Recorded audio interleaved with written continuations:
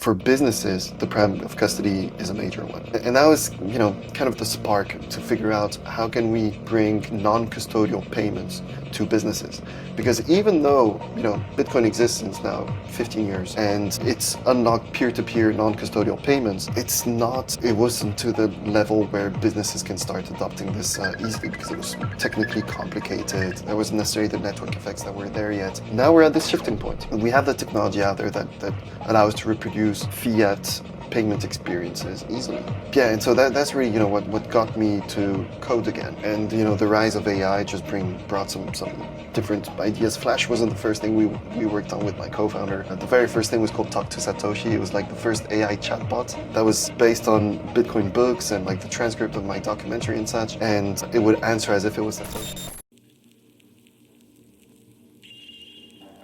Today, we're joined by a true innovator in the Bitcoin space, Pierre Corbin. Previously a management consultant in the tech industry, Pierre made a bold move to become a full-time Bitcoiner. Since leaving his corporate job, he's been on a mission to build the future of Bitcoin, whether through groundbreaking documentaries like The Great Reset and the Rise of Bitcoin, or revolutionary payment solutions like Flash, or even organizing the Bitcoin Film Fest. Pierre, welcome to the Bitcoin Source. We're excited to have you here. Hey, yeah, thanks all for having me. Very happy to be here too, and happy to chat with you. Likewise. So Pierre, let's start with your story.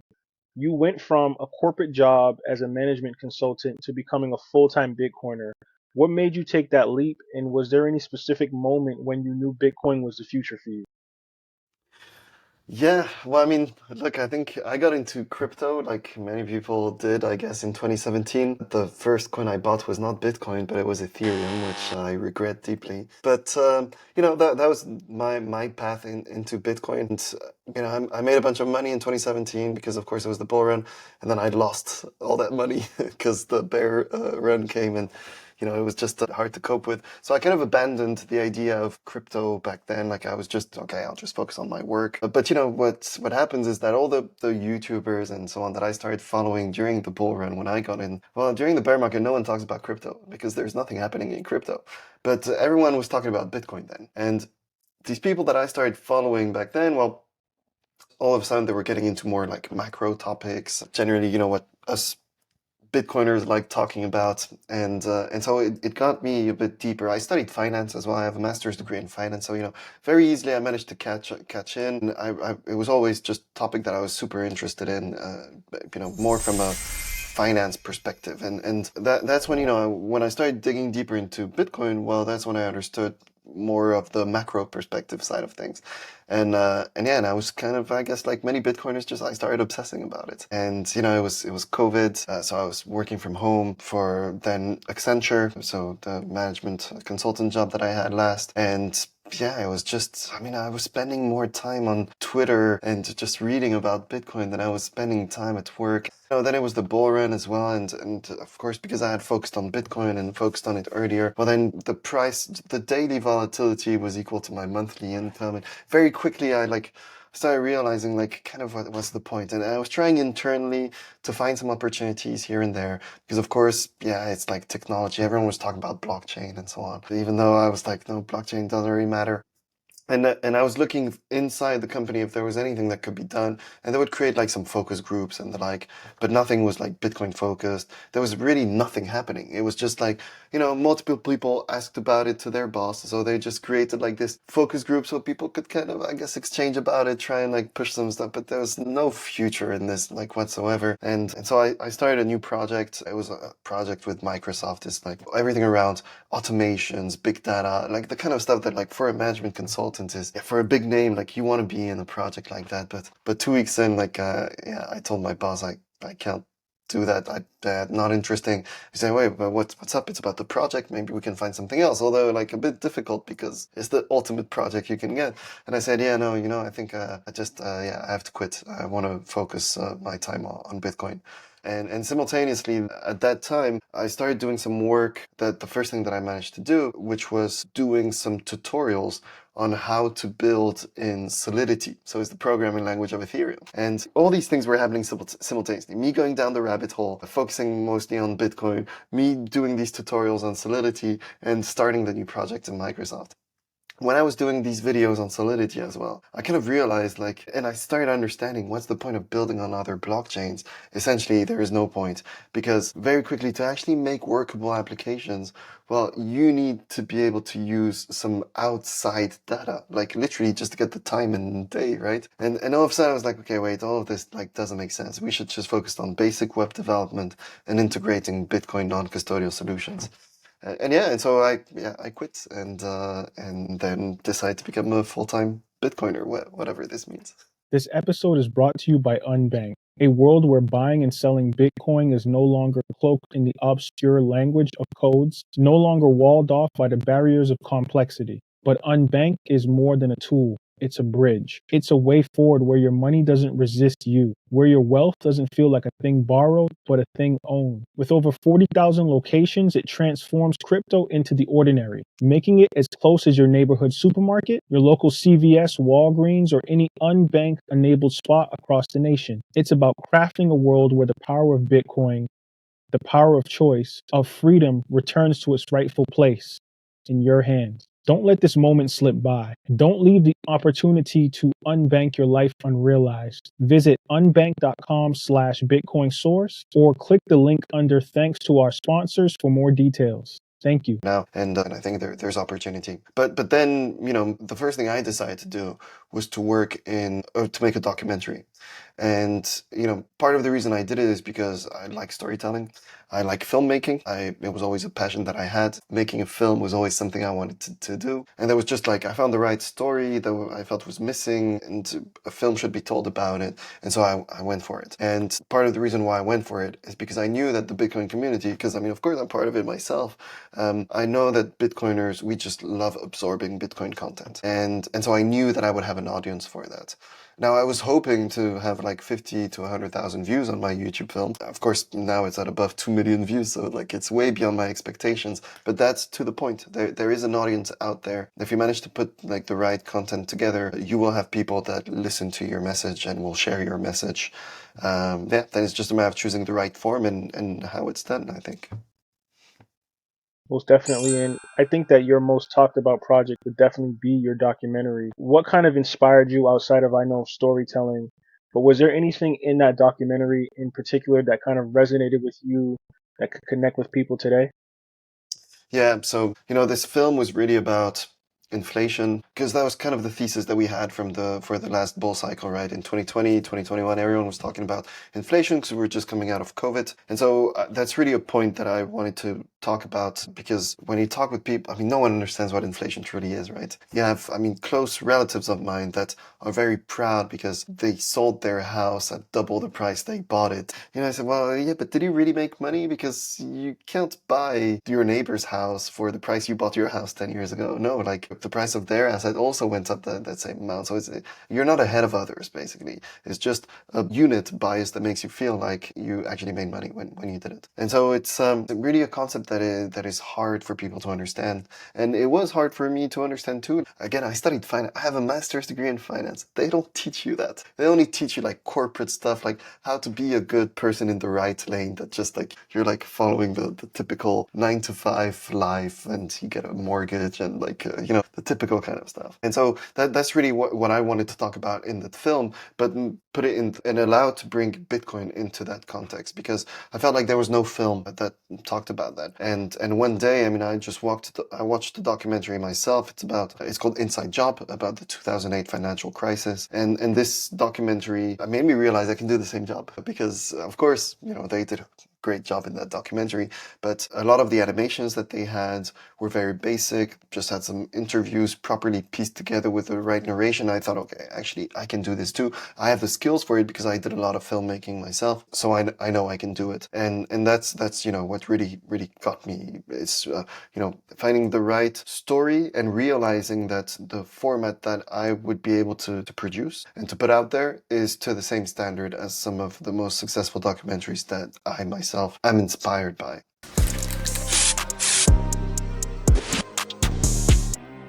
This idea of a great reset, do you see it as a counterbalance to the current financial system or something even bigger?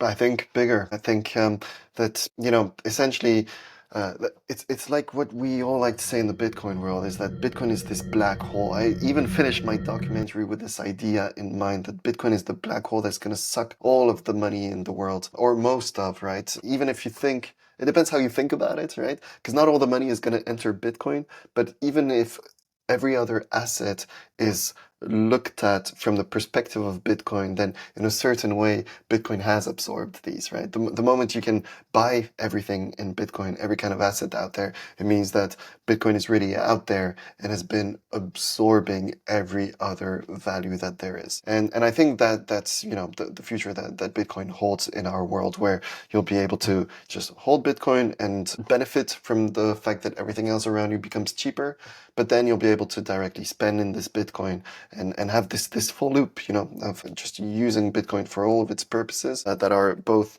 spending and earnings, which I think is the way that it's going to be used, and that's there's no doubt about that, in the sense that if you think about the monetary, and that's kind of what my next documentary, what this one is going to talk about, and how it concludes, is the idea that we work on a US dollar based system.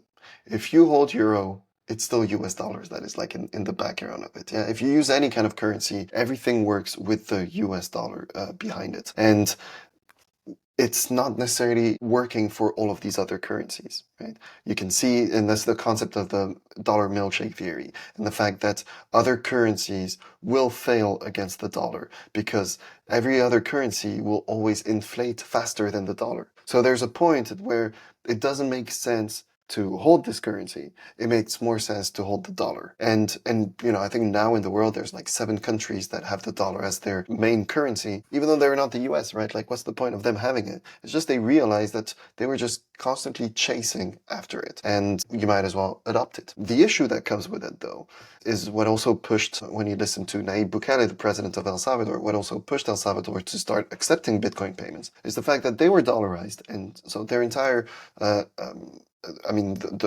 main currency in El Salvador is the US dollar, still today, of course. But the issue is when there are times like COVID, where the government just decide to print a ton of money, and this money is distributed only within its borders. Well, then, as a second level country that also uses the US dollar, all of a sudden, you get none of the benefits of having the US dollar. You only get the downside of it because your money is still inflated away. And that's just the reality of it, and that won't change, right? I mean, unless, of course, the US starts adopting perhaps a Bitcoin-based treasury, right? But so, because that's kind of the way out, yeah. Otherwise, they just need to continuously print more dollars, which means that they're devaluing their currency, but everyone else is devaluing faster. So all of these fiat currencies are entering this milkshake, and they're all losing their value over the long run.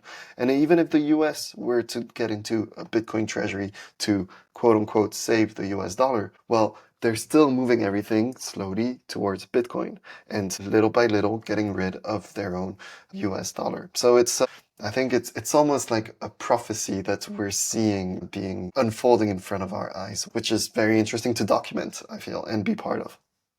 Yeah, it's like game theory actualized. Have you heard any reactions from people in the traditional finance world that have mentioned or saw your documentary? I'd love to hear that taking point. Yeah, I mean, really, I've spoken with people that worked for big investment banks, big banks that are, curious still within these structures, looking at how they can start using Bitcoin and so on, that have told me that it's the best documentary they've ever seen that explains the monetary and financial system. Because again, there aren't many documentaries that go deep into all of these stories, right? And any documentaries will usually focus on the scam side of things, right? And it'll be like one person or one group of individuals that do this. And it's true if you think of, well, first of all, Inside Job, the film that I mentioned, does that. It's the central bank's fault. It's not the system's fault. It's the central bank's fault, right? Like, in order to understand that, sure, you've got some bad actors all the way up, but it's all the way up to what is our fiat system, and in itself it's broken, right? And so every single film that you have out there, every story that digs deep into it, tends to stop at a certain level on that ladder. And I use the word ladder because, again, for my new documentary, that's the story that we're building, is we go up the ladder of the fiat system with, like, the World Bank and how they work essentially for the IMF, that works essentially for the Bank of International Settlements, that does all of this for the US Fed, that does all of this for the fiat system as a whole. And we have to be able to go deep into that level, because most people stop at where, I don't know, it feels sexy. The moment you can't give the name of a certain person, but it's just this general system, a lot of people, I think, feel they will lose their audiences in telling such stories. And I think that's something we still have to do, because this is what it's about. It's not about one individual that is trying to scam people or that is working for his friends. No, it's happening everywhere in the world, all at the same time, between a bunch of different institutions. And it's hard, of course, to just, pinpoint the guilty. For sure. And I commend you on, breaking the ice in this documentary game, because I think it's vastly important.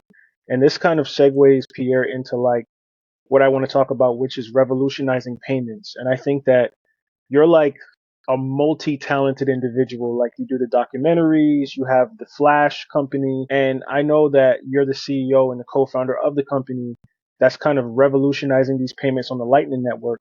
What inspired you to focus on payments, and how is Flash changing the game for Bitcoin users? Yeah, so I think everything ties up. Everything ties up. And when I released my documentary, of course, my channel had 0 subscribers. I think now it's at about 9,000 subscribers, but I'm not really pushing any new content there. But when I launched my documentary on the channel, I, of course, couldn't earn any ad revenue because it was way too small.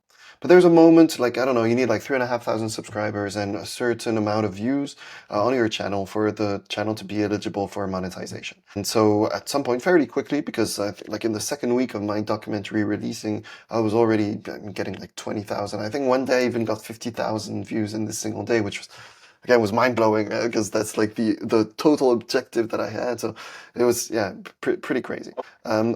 After, I don't know, 2-3 months, I unlocked the capability of monetizing on YouTube. And what happens is that, for whatever reason, the moment I wanted to get my money out for the ad revenue that I had earned, I couldn't. There was just like some technical issue. And coincidentally, at the exact same moment, my documentary got shadow banned on YouTube.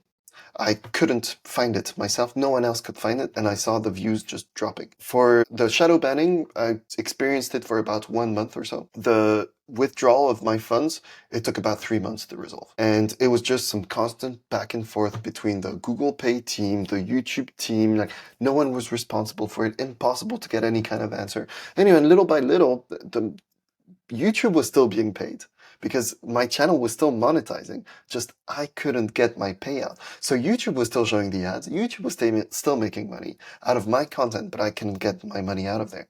And it took, of course, what tends to work is Twitter, a tweet that like tagged them, told the story that luckily enough was like shared by a bigger account for this to be resolved, right?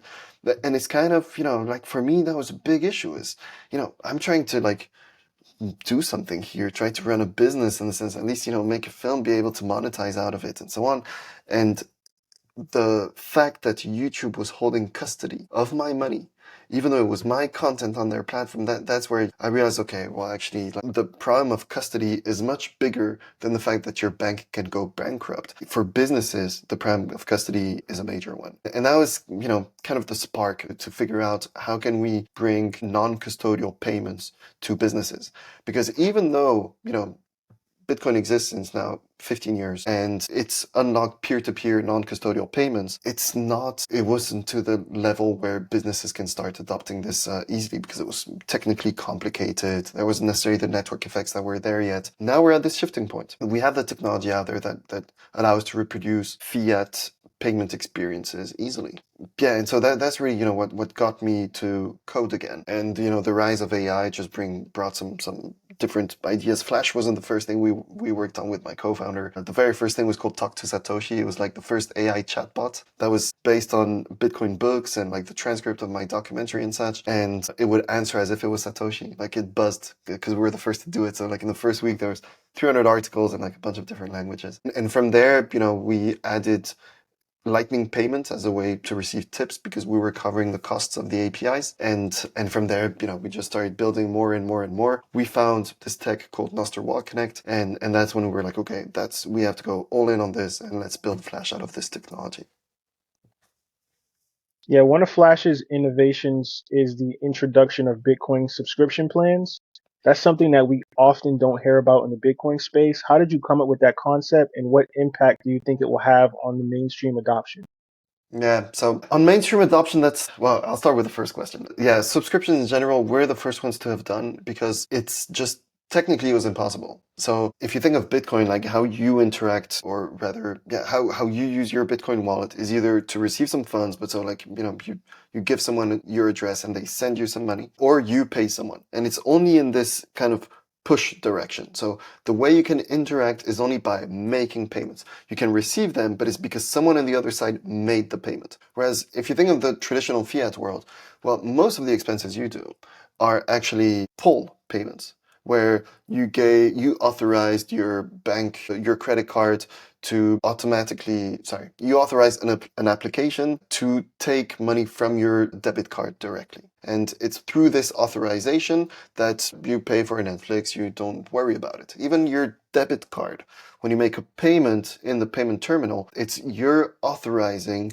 MasterCard or Visa to take money from your account and move it to the merchant's account. And so most of the interactions we have in the modern world are through this pull feature. And there's this new tech. It was created by the guys at Albi from the Albi wallet that is called Noster Wall Connect that allows to do this pull. And it's got, I think, a lot of applications. It's going to be the next iteration of payments in the Bitcoin space. And in fact, in the fiat space, because again, it allows to do direct debit in a non-custodial world, which is pure innovation, not only in the Bitcoin space, but in the general finance world, because it was impossible to do direct debits in a non-custodial way, always through banks, and so they hold custody and so on. And, in building these tools using Noster Wallet Connect, we actually didn't have subscriptions at the start, but talking with, companies that we wanted to like try and work with on board on some of our tools, well, when a CEO of such a company saw what we were building, he was like, oh yeah, so actually, like, we can have subscriptions here. And in that call, I was like, well, actually, yeah, we can.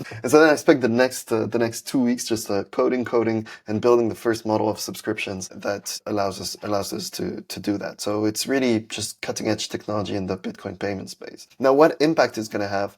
I think a pretty big one. Like, again, we're used to using that. And because, I mean, now there's places here where you can have a subscription for your daily coffee. So you pay a monthly fee and it allows you every day to go and get your coffee for free, right? But because you pay for it on a monthly basis. And, that's really cool. But it's complicated when it comes to international solutions where if I'm someone that lives in El Salvador, if I'm someone that lives in Nigeria, even in Nigeria, it is hard to get credit cards that allow you to pay internationally. You can have these debit cards to pay within the country, but if you want to pay outside the country, it's pretty much impossible. And that sucks. But what if, you had your favorite streaming platform that also accepted Bitcoin subscriptions?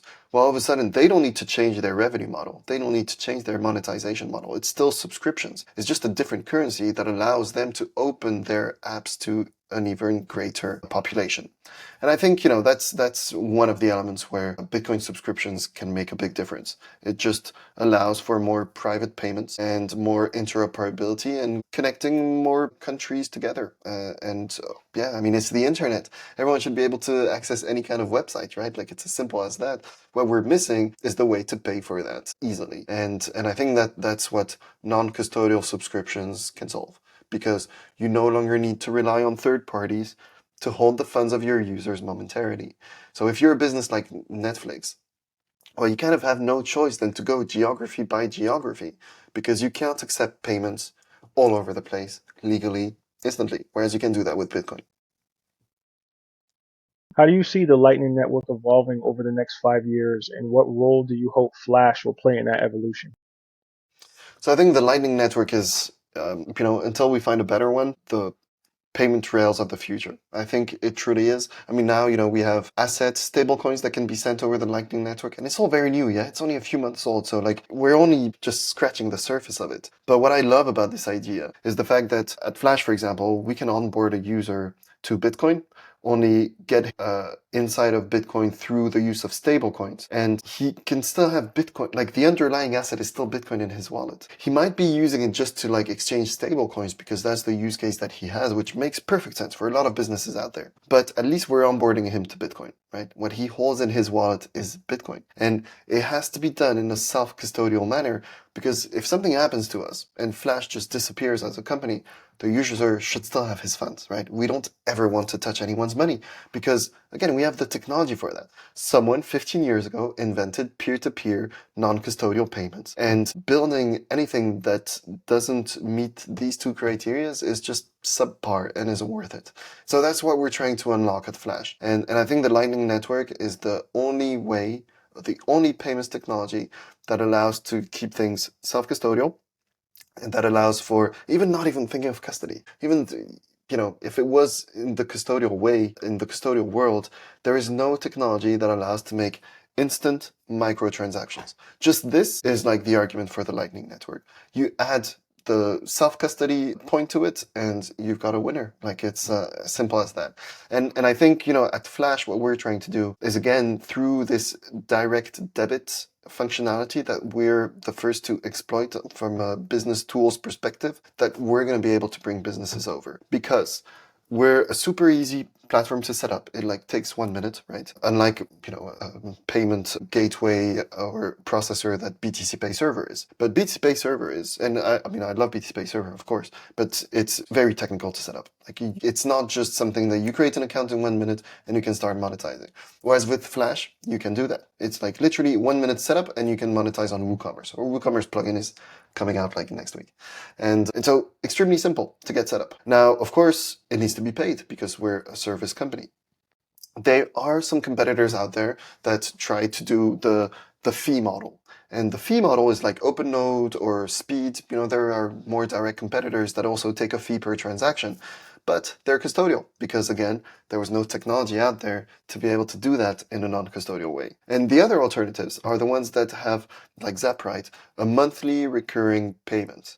But I feel like this model isn't one that necessarily scales. If you're a business that earns less than 1% of your income in Bitcoin, well, then it's not worth it for you to pay $20 a month. It's hard for you to just experiment as a business to accept payments in Bitcoin if you have an upfront cost and you don't know if it's going to be worth it or not. Whereas the model that we have is fully self-custodial, and per transaction, we're going to trigger a fee from the merchant wallet to ours, right? So everything happens instantly through the Lightning Network. It's if someone uses our store or our WooCommerce plugin, well, then it will generate a QR code. This QR code is from his wallet directly. And the end user, his customer, is going to pay this QR code directly into the merchant's wallet. And since it happens using our tools, we know when the merchant received the payment, and then we can trigger a payment from the merchant's wallet to ours with the 1.5% fee that we take. So it's a completely new model that allows us to, we're not a payments intermediary, we're just a software intermediary. At no point do we touch anyone's money, and we get paid after the merchant gets paid. And I think that's the kind of use cases that like just simplify so many things. If you want to add payments into your own applications, well, you need to KYC people. If you want to accept payments using a solution like Stripe or Cash App, whatever it is, you need to KYC, and because they're an intermediary that actually holds the funds. If you remove the holding the funds part, well, then you can be in the entire world, and users can be in the US and use Flash, or they can be in a small country in Africa where they can't even do KYC because there are places in Togo, for example, in Benin, like they don't have addresses. It's literally impossible for them to KYC, but they can still monetize using Flash, which are what we want to do is build the same payment experiences that Stripe has, that Cash App has, that are extremely simple, super modern. Well, we want to do the same thing, but in Bitcoin Lightning, so anyone can use it at any time, wherever in the world. Yeah, I absolutely love that, Pierre. You kind of sold me on it now just listening to you talk because I have a podcast, right? And over the few recent months, a lot of people have been asking me about merchandise. They love the the Bitcoin Source podcast merchandise that I wear. And everybody keeps asking me, well, you don't accept Bitcoin. You don't accept Bitcoin. I've tried BTC Pay Server. You're right. It's very technical. It's kind of convoluted. And I'm trying to find a way to kind of mesh Shopify and like all these different like platforms, right? So now that you're telling me about Flash, like if I put out some merch and I don't sell 100 t-shirts in 1 month, I don't take the hit. So like I think like after this conversation, I'm definitely going to probably sign up for Flash because it makes more sense. Because once my users see, okay, they watch the content and he accepts Bitcoin, I think more people will actually buy if they know they can spend Bitcoin on my platform. So thank you for that insight. Yeah, well, look, on Flash, we have like a bunch of tools. We're like the place where we have the most tools for all business models, right? It can be value for value, like we have a widget, it can be our e-commerce plugins, but we also have like a point of sale for businesses, and we have a store. So like literally, all you need to do is create products. They're automatically added into our store. The store can be embedded on your website, or it's a self-standing website as well, right? And you can get payments directly into your own wallet. And I mean, we don't have a Flash wallet. I mean, it is there. It's going to be live in January. And so you could be paid into your Flash self-custodial wallet. But the point that we're trying to build is that we don't want users to necessarily use our wallet. The best use case is you can use any wallet. And there's like 6 wallets today that are compatible with Nostr Wallet Connect is the tech we use. But you can just connect your wallet to Flash. And then every single payment you receive will be onto that wallet, and including from the store. I mean, I'm happy offline. We can do this together like some other day. Happy to onboard you to it, walk you through it, because that's kind of what we're doing. And that's true for you. For anyone watching this, if you need any kind of help, I mean, we're there to onboard, because the easier we can make it, the better. That's the point of what we're doing. Make Bitcoin payments easy. And now I know my audience is going to love this question. How can anyone, whether they're deep in the Bitcoin rabbit hole or just starting, generate passive income? Is it realistic, or is this something that only insiders can achieve? I mean, I think it all depends what, like, because passive income can come in different forms, right? Like, if I think oftentimes, like in the finance world, people talk about passive income in terms of like investments, right? Of course, just buying and holding Bitcoin is a great way, but it's more, your assets that, like the value of your assets that increases. It's not just income coming in. We have examples of like, the tools that we have at Flash that allow for passive income. For example, Joe Nakamoto, he's pretty known in the Bitcoin space. On his website, he added our widget, and so anyone can go on his website. The widget is just there. Buy me a coffee. Clicks it, it opens it, and it will generate a Lightning invoice that pays directly to his wallet, right?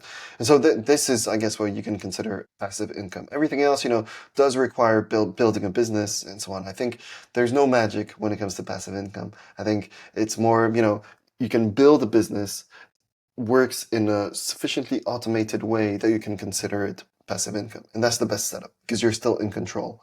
And I think, yeah, that's the best answer out of all of that. There's no hack to it. And I think that anyone that is trying to sell you a hack for like easy money ends up being some kind of scam. And we know them very well in the crypto space, right? Like, I mean, I've been victim of a couple of these myself. And so that's, got to be very wary of that. But building passive income through, just links to different tools, some content that allow you to redirect users to a certain platform or whatever it is, well, that's a way of earning money. And I think there's many different ways this can be done. And if you have a good idea for it, reach out, because, that's the tools we want to be able to build ourselves at Flash. For sure. And there's a lot of buzz around Bitcoin mining as a way to earn passively. I know BitX is like really big right now. A lot of people on Twitter have been saying, well, it's not worth it. You're going to get 5 or 10 cents a day in sats. And in my opinion, I think that those 5 or 10 cents in sats compounding every day will be very valuable, even if it's a small amount. But for the average person, is this even feasible, Pierre? Like, what are the barriers or costs, in your opinion, on Bitcoin mining as a form of passive income? Does it even make sense for you? So I think it depends. It depends how. Like, if you use a BitX, well then, you do get like around these 10 cents per day, which I agree, they compound. And I'm pretty sure that if you don't sell them and you keep your BitX running for 4 years, you won't regret it. That's certainty. And plus, it's very low barrier. It's very cheap. And plus, I mean, maybe you win the lottery and you get to mine an entire block just yourself. I mean, imagine the feeling this would be. Oh my God, this is like, wow. So 100%. I think then if you're just, a solo miner in your home and you're really trying to be competitive, well, then that's a tough one. I think it's hard to have your own mining operation. It's extremely costly, right? If you want to get the most recent miners, I think for someone from home, the Bitax is the best way to go. It's very quiet, very cheap, and plus you know that you're also helping in the decentralization of mining and just pushing and helping developers, engineers that are building these solutions to mine everywhere so that it's real, because there's an excess of energy everywhere. I mean, I was talking with a pilot that was explaining how when the plane is in the air, there's way too much energy that is being produced by the plane, and there's nothing to do with it. Well, you could just install some miners in there, right? And it's hard to install just miners in an airplane, right? Like the concept is pretty crazy. But if there's very compact solutions that allow to do that, I think yeah, that's the way forward. What are they called? The heat bit, I think, right? They're like these heaters that inside have a legit Bitcoin miner, which I've like ASIC miner, which I think is crazy. Especially I have right here, literally in this cupboard, I have I forgot what model, an S9, Antminer S9 in this cupboard right here that my girlfriend won at a Bitcoin conference in Prague, and we turned it on once. It was so loud, so like yeah, we turned it off instantly. But some engineers are really good at taking the exact same miner and put it in a heating, just something that looks like a radiator standing thing, remove everything that is the sound, because I mean you need less of a fan if you're actually using it as a heater. You still need to cool it somehow, right? But I think this is genius. And if we buy such products, including like an Antminer and so on, well then we empower these engineers to find these solutions that can allow to bring mining all over the place and just use all of this energy in a nice way, which that's what us Bitcoiners talk about.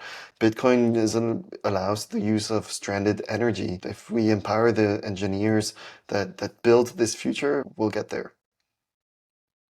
And Yes, get passive income at the same time, just to bring it back to your point. 100%. Thank you for that clarification, Pierre. And I want to kind of switch over back to storytelling and the Bitcoin Film Fest. So I know that you're the co-founder of the Bitcoin Film Fest, which is such a unique way to bring Bitcoin to a broader audience. What's the mission behind Film Fest and how has it been received so far? So yeah, the story of the Bitcoin Film Fest is that I live in Poland and I released my documentary. It was a pretty good hit. I came here to a Bitcoin meetup. In fact, it was the first time I was like, because I was traveling back then. Anyway, it doesn't matter. I went to a Bitcoin meetup, and the guy that organizes and manages the community here in Poland, he's called Tomek. Great guy, full of energy. Instantly when he realized, okay, wait, in the Polish community, there's a guy that like did a Bitcoin film. Like maybe we can do something about it. Maybe we can organize a screening. That was like his very first idea. And he organizes a libertarian conference in Poland. It's called the Weekend of Capitalism, and he does it every 2 years. And so then it was 2022. He said, look, I'm going to organize this conference. We should do a screening for it of your film. I said, well, of course, yeah, let's do it. Like, happy to, yeah, I can get Polish subtitles and stuff. Like, let's do it. And then he's like, well, actually, you know what? No, let's not just do a screening. Let's organize a film festival, which for me was like, okay, well, crazy, but yeah, 100%. And I already had quite a big network in the Bitcoin space and in the Bitcoin film space with a lot of the filmmakers out there. And Tomek had the experience in organizing events and just how all of this can be done. And so we went for it. The first edition was in.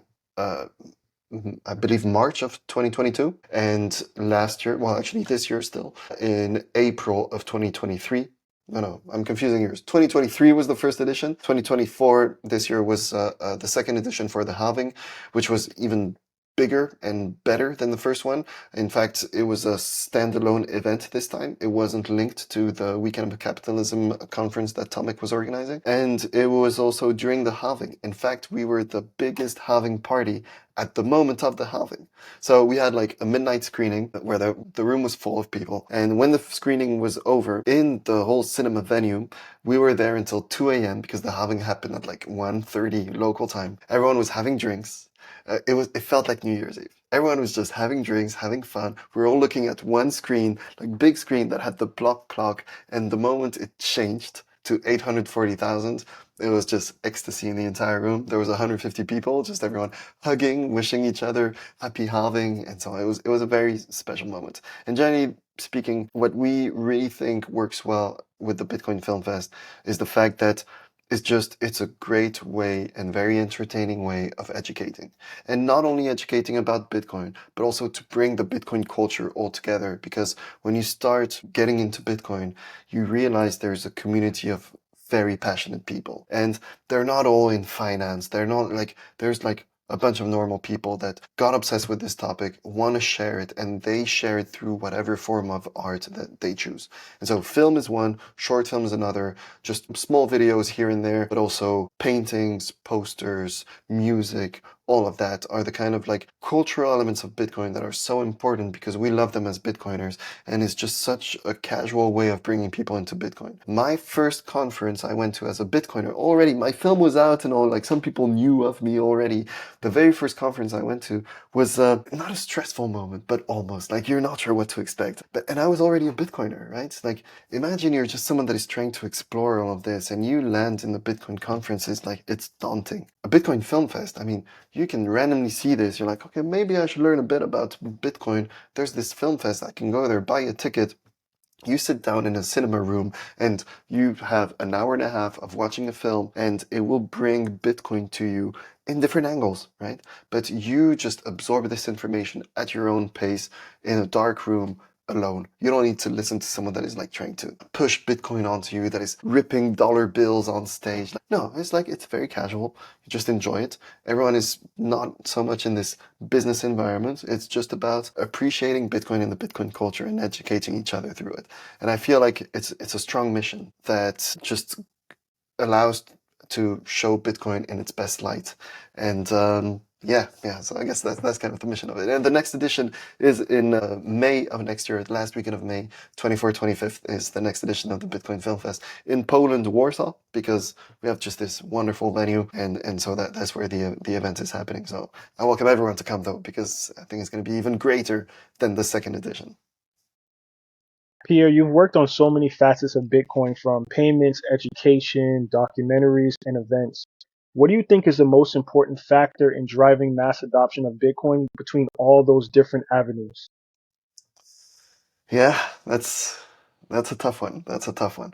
I mean, I feel like they're all pretty important and they all work together. And in fact, that's what I try to do. And that's what I recommend to everyone that is, trying to be independent entrepreneur. Like you need to try different things because you don't know what exactly is going to work, but you need to make sure that each of them feeds off the other, right? And I think that's what happens in the Bitcoin space. Everything is good for Bitcoin. That's what we always say.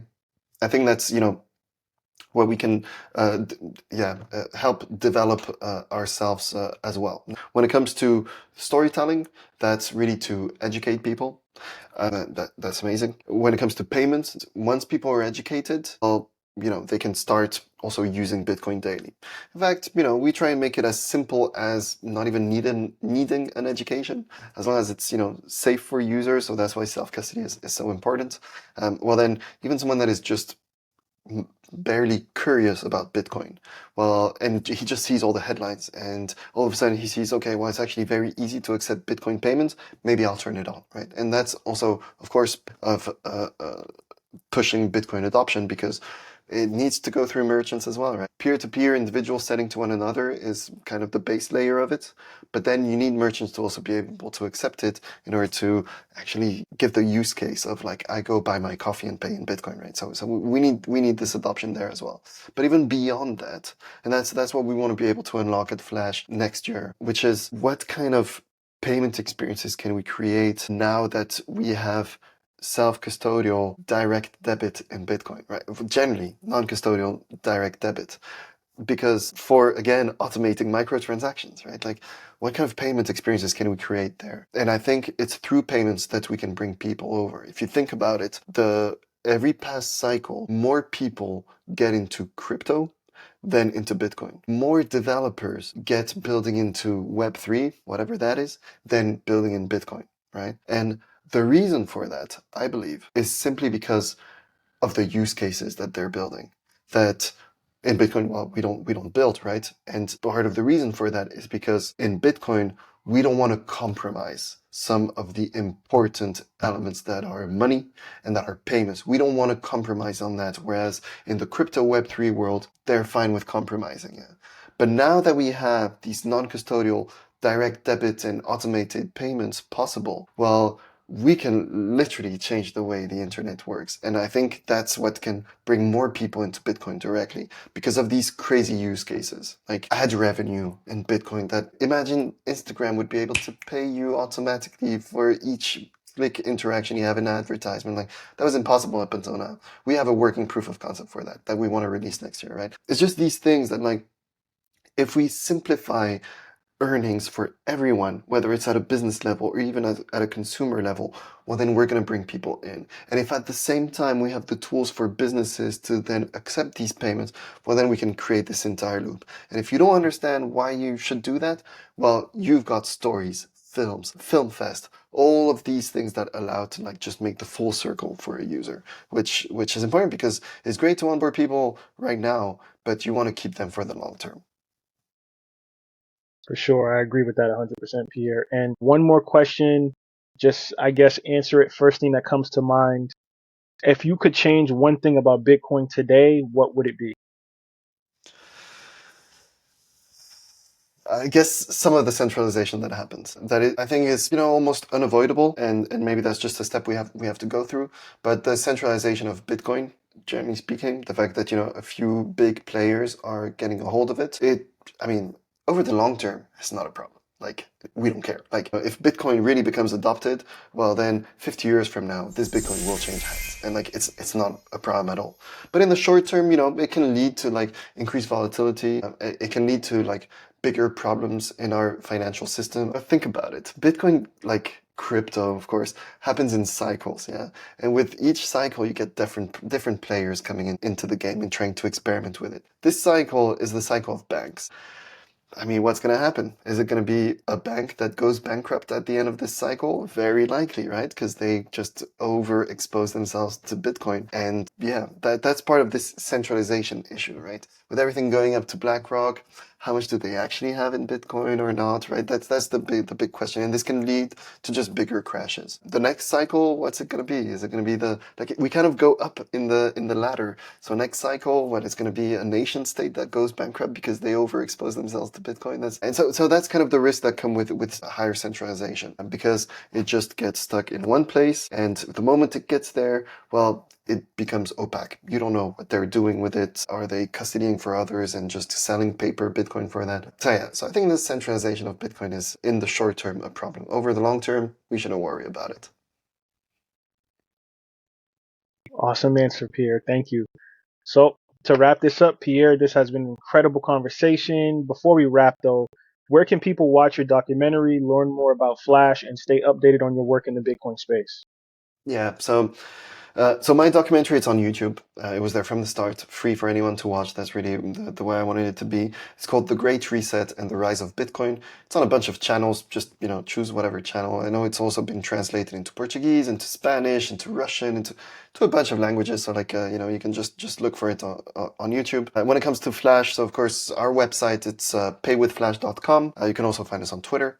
And yeah, again, reach out anytime. Like, we want to help onboard businesses. So step by step, screen sharing, like helping all of that, because we know what it can be like, and we made it so simple. We want to make sure that people truly understand that. And then bitcoinfilmfest.com, go learn everything that there is about the Bitcoin Film Fest and all the partners of the Bitcoin Film Fest, all the artists that are involved in that. It's not only an event, it's also an entire community, very active Telegram, where if you're into films yourself, maybe want to help a filmmaker or start your own thing, well, it's like a live chat community where you can just exchange on all of these and find some help or provide help. I guess these are the three main areas. And of course, myself, just search for me, Pierre Corbin, on LinkedIn or on Twitter. Like, that's where I'm the most active. Thank you so much for joining us, Pierre. Your work is inspiring. It's clear you're making a huge impact in the Bitcoin world. To our listeners, don't forget to check out Pierre's documentary, The Great Reset and the Rise of Bitcoin. Please explore Flash and keep an eye out for the Bitcoin Film Fest. This is Daru, and you've been listening to the Bitcoin Source. Stay curious, stay stacking those Satoshis, and we'll see you next time. Thank you. Thank you very much.